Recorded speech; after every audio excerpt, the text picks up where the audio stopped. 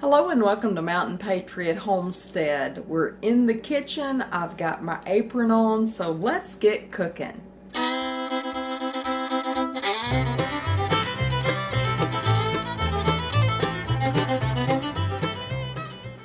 Today I am going to be sharing a recipe with you that my mama made for us whenever I was a little girl growing up. And it is something I haven't made in a very long time. Actually, I think my kids were very small the last time I made this. And it is porcupine meatballs. Now, no, there were no porcupines harmed in the making of this recipe, but it is using ground meat and stretching it with the addition of uncooked rice to make some wonderful meatballs in a tomato sauce. So let's get started. All right, I have my ingredients for the meatballs assembled here. Isn't this beautiful beef? This is homegrown beef from right here on the farm. That is not food dyes that you see here. That is just natural beef raised right here on our field. Now, to go with this 1 pound of ground beef, I'm going to add a half a cup of uncooked white rice. Now, this ingredient is onions. It's just 1/3 of a cup of chopped onions. Now, these are kind of rough chopped. I don't have them finely chopped, but if you prefer them more finely chopped, you can certainly do so. Or if you don't like onions and you want to leave them out, you can do that too. If you don't have onions and you have onion powder, you can absolutely substitute onion powder in here. Now, in this bowl, I have the seasoning, and this is 2 teaspoons of garlic powder, 1 teaspoon of seasoned salt, a half teaspoon of black pepper, and a half teaspoon of dried basil. Just going to sprinkle that right there. And the final ingredient that goes in here, and I'm just going to crack it right into this bowl that I had my seasoning in, so I'll make sure I don't get any eggshells in, is just 1 large egg that my girls provided fresh for me yesterday. And just right in there. And that is all you need for the ingredients. Now you see why it was used in kitchens that were trying to stretch meals that maybe didn't have just a whole lot of money for fancier dishes, because all of these ingredients are in most kitchens. Like I said, it uses 1 pound of ground hamburger meat, which hamburger meat is ground, but 1 pound of ground beef. Now, could you use ground pork, ground chicken, ground turkey? I don't know why you couldn't. Could you use a combination of beef and pork? I would believe so. I'm not going to say absolutely yes, because I don't really know, because this is how Mama made it. And that's it. That's just how simple it is to put together.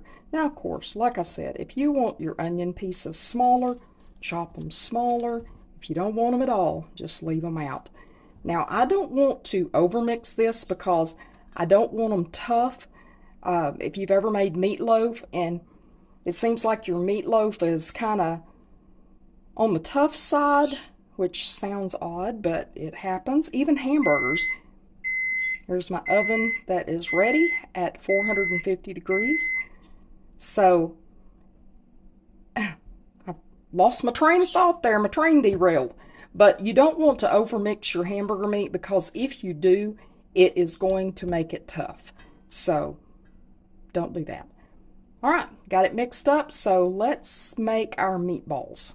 All right, I have a pan laid out here. Now I just got my little bacon mat on here, which is what I'm going to use. You could use tin foil. You can spray that tin foil to keep it from sticking if you want to. I'm just using this little, I love my little silicone bacon mats. They work so good. And so that's what I'm using. Now, let me show you what I'm doing here. It's hard for you to see because I'm off camera doing it. But I could use this, which I use in a lot of my bacon to make the little meatballs. But I am doing it like Mama used to do it. I've got a spoon here, and I'm making music sounds like, and I'm just using that spoon and getting me enough here that I can just kind of roll it into a ball, and just gonna plop it right on there, and just keep going that way. Now, when you were young, did you get in the kitchen and help your mom cook? Or grandmother, maybe that's who you cooked with. Did someone, who taught you how to cook when you were young? Maybe it was your dad. I mean, you know, we always say moms and you know, moms and grandmas, but you know, sometimes in some families, dads are the cooks. So, who in your family taught you how to cook? Maybe nobody in your family was a cook. Is that possible? And you're just now learning. That is a possibility too. You know, thank goodness for YouTube videos, because there's a lot of times around here working on things that we learn a lot.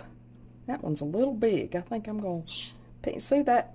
That's why when you're doing it by hand, you can adjust. So there you go. There's a lot of times around here when we're doing things, for example, our washer and dryer. We bought our washer and dryer used a number of years ago, and they are, whew, that one's a lot bigger. I'm talking and not paying attention to what I'm doing. But we bought this washer and dryer used a number of years ago, and it is almost, let me stop and think here. I'm wanting to say those are almost 20 years old. Still look good. They've had issues. Sometimes things will go out on them. But, you know, we'll laugh and say there's bound to be a YouTube video for that, and we'll pull up a YouTube video that shows us how to fix something. So, my husband is so good at repairing things, but, you know, every once in a while he will run into things that he doesn't know how to fix because he hasn't worked on it before. And we'll just pull up a YouTube video. So maybe the person that has taught you how to cook is somebody on a YouTube channel. And, you know, even those of us with YouTube channels watch other folks with YouTube channels. So, you know, pay attention a lot of times to the people who are commenting down below on my YouTube channel, because a lot of those folks are fellow YouTubers that also have channels. Please go over and visit their channels. They're wonderful folks. They're smart, and just like the rest of us, they are trying to get by and using what they have, which, you know, is what I'm always saying on here, use what you have. All right, so here you go. I have 15 meatballs made up, and I'm going to stick these in a 450-degree oven for 10 minutes. And about halfway through, I'm going to turn them. I'm just trying to get them brown because I am going to be finishing these off in the slow cooker. So let me get these in the oven, and we'll be back in just a minute. So while the meatballs are in the oven browning up, I am going to get started on the sauce that I'm using. Now, I am deviating just a little bit from the recipe, the normal recipe, so to speak, because normally I would be using tomato sauce. I don't have any tomato sauce, so I'm using what I have, and I'm going to use diced tomatoes. Now, it'll turn out fine. It won't be as thick of a sauce, but that's okay. You can also use not tomato sauce. You can use spaghetti sauce as well if you don't have tomato sauce. But today I'm going to be using diced tomatoes, and if you'll notice here, this is diced tomatoes with green chilies because I want these meatballs to have just a wee bit of some heat, because if you've watched my videos, you know I kind of lean towards spicy foods. I like spicy foods, but I'm going to be using a 14.5 ounce can of those. And here, you see, this is a naked can. It lost its clothes somewhere, but in the bargain buggy, the markdown buggy, they have it marked as diced tomatoes. I guess we'll see if it truly is, but because it lost its clothes, they've got it marked down to 30 cents for these diced tomatoes. So let's get started on our sauce.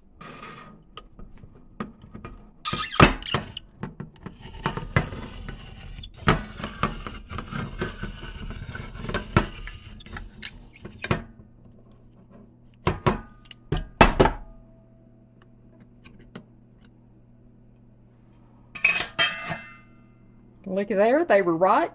It is diced tomatoes.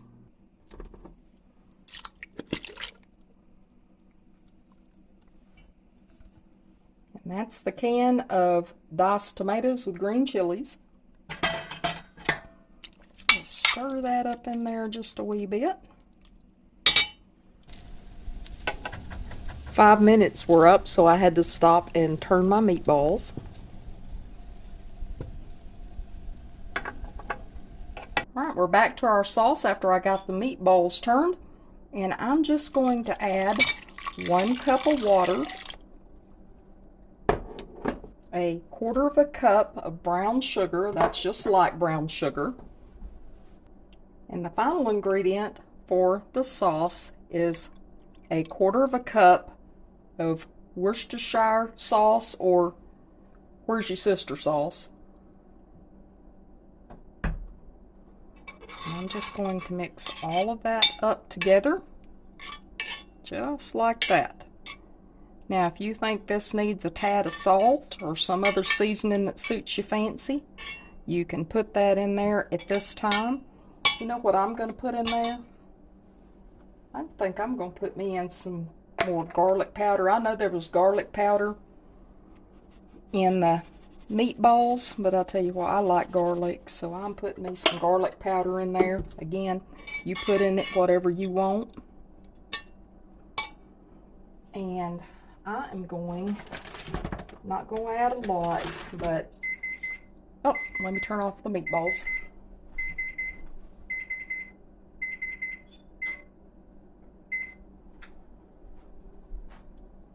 I'm just going to add just a little sprinkling of salt in there, because this is going to be the sauce for it, and I will taste that later when it's done cooking. But for right now, just to kind of get it started, that's what I'm going to put in there. All right, let me get the meatballs out, because we're going to put the meatballs in this sauce bath. Now, they were in that oven at 450 degrees for 10 minutes. I flipped them over at 5. And see, I didn't want them actually cooking. I just want them kind of browning up a little bit. And now I'm adding them right into that sauce.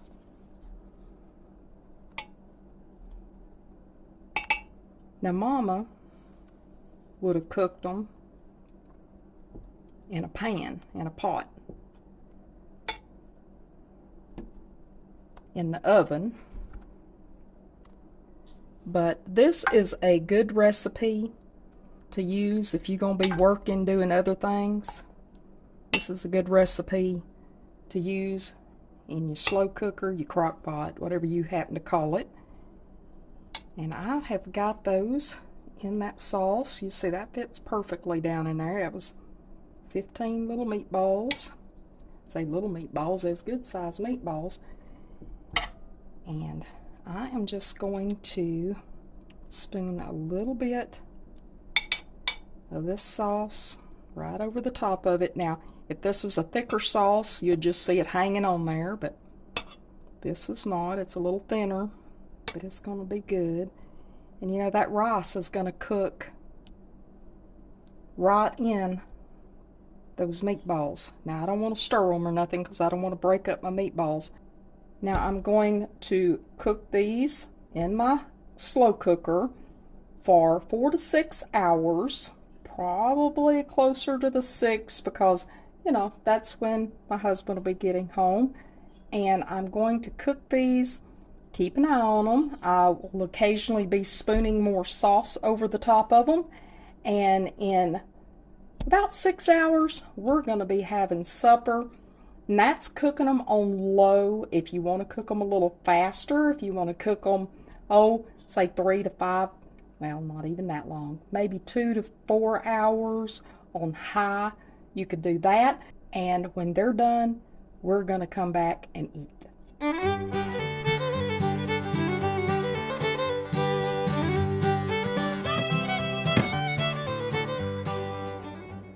I think you can see that steaming hot meatball that I've got there, and there are the tomatoes from the sauce that we put in there, those diced tomatoes. If you use tomato sauce, of course, it will be looking a little bit different, but I am just getting a sample of this right now because my husband still has not come back from working today, and we'll be having this later for supper.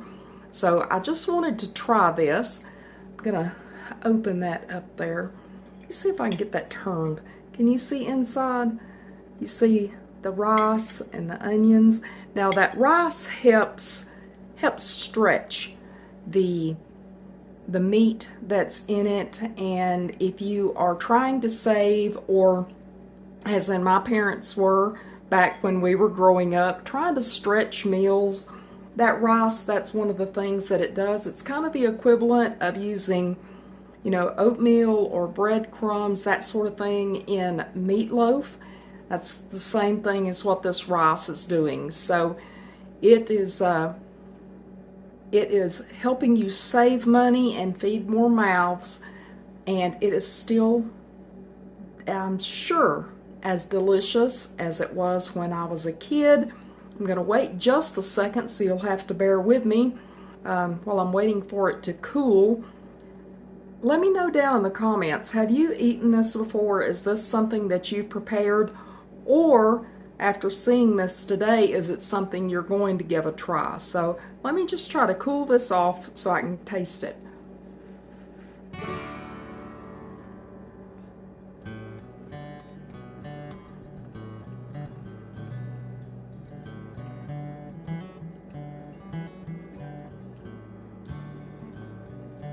Yes. No. Oh, yes. Yes. That, you know, actually, this is, it's been so long since I've had this. This is actually better than I remembered. It's hard for me to believe it's been this long since I've eaten it. Now that I've tried it, I guess I have no excuse for not doing it more often, because especially using that slow cooker. I love a slow cooker. I don't know if do y'all use your slow cookers? Do you have any?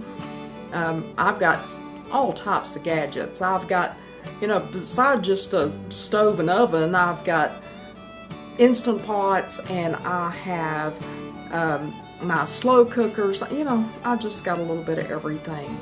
But I'm telling you, this is worth it. In the slow cooker, gives you all day to do other things, and still turns out a delicious meal. and I hope you give it a try. Please let me know if you do, and I hope you come back again real soon. I love y'all. Mountain Patriot Homestead, signing out.